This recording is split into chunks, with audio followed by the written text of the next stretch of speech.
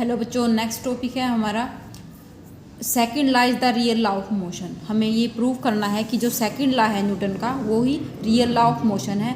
Second law से ही first और जो थर्ड लॉ है वो निकले हुए हैं। तो इसको प्रूव करने से पहले हमें देखो क्या प्रूव करना है। 2 पॉइंट हमें प्रूव करने पड़ेंगे। फर्स्ट जो है कि जो फर्स्ट लॉ है वो सेकंड लॉ के अंदर ही कंटेन है। फर्स्ट लॉ सेकंड लॉ के अंदर कैसे कंटेन है, अब देखो वो देखते हैं। हमें पता है जो सेकंड लॉ है उसकी स्टेटमेंट क्या है। सेकंड लॉ क्या कहता है कि जो फोर्स है वो rate of change of momentum के डायरेक्टली प्रोपोर्शनल है। या फिर इसकी अगर हम दूसरी फॉर्म देखें, दूसरी फॉर्म में हम क्या लिखते हैं, F is equal to mass into acceleration, ये लिखते हैं। Clear.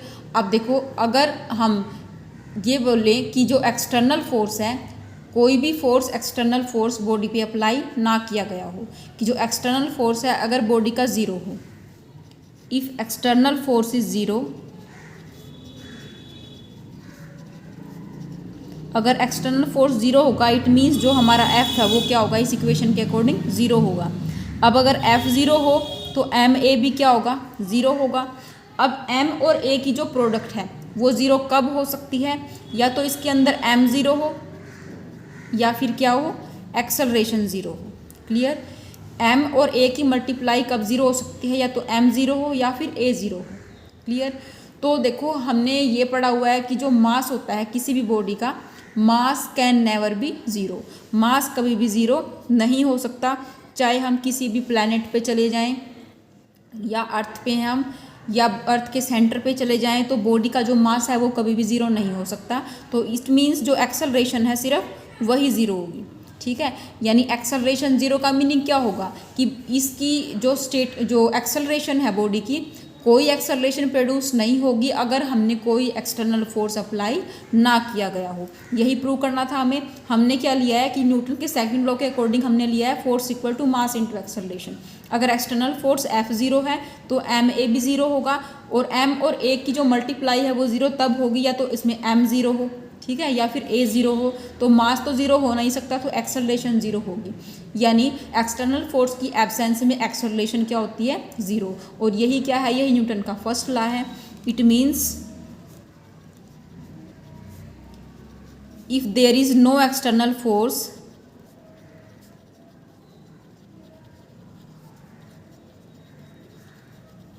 Then acceleration is equal to zero.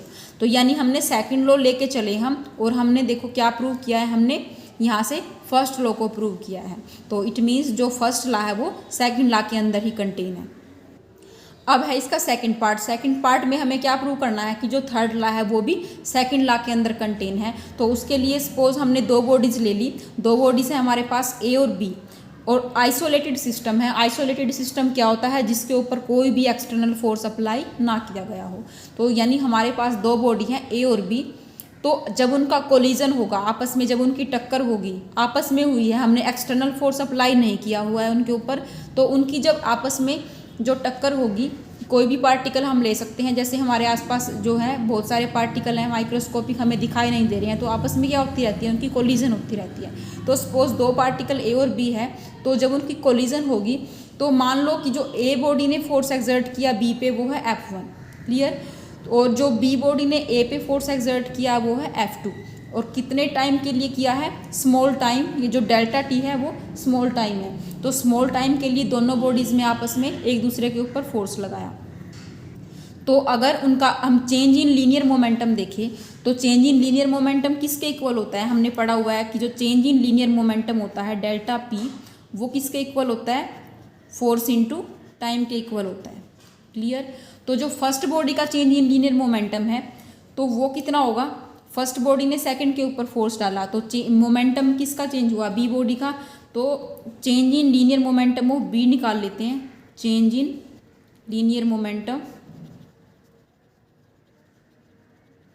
और बॉडी A लगा लो या फिर B लगा लो, B का पहले अगर हम निकालें तो वो कितना हो जाएगा, हमारा फोर्स कितना था, A ने कितना फोर्स लगाया था B पे, F1।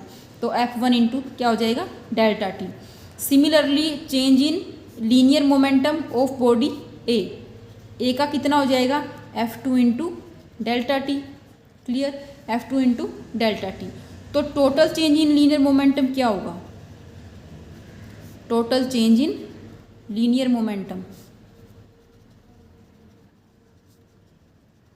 दोनों का वेक्टर सम होगा, इन दोनों चेंज इन मोमेंटम को ऐड कर देंगे तो वो हो जाएगा F1 delta T plus F2 delta T, ये हो जाएगा।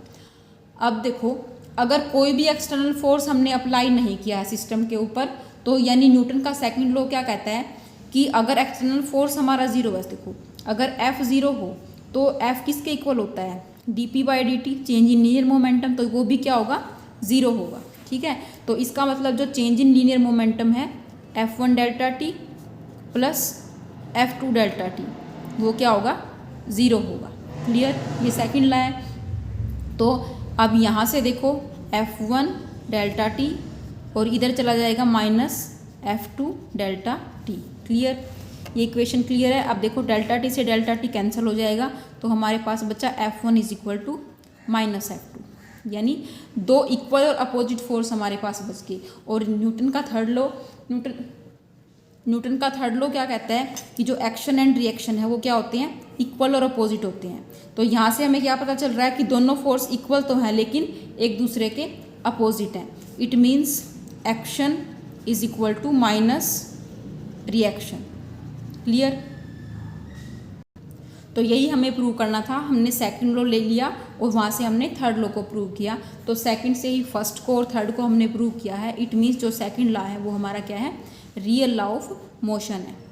Hence second law is real law of motion. Clear.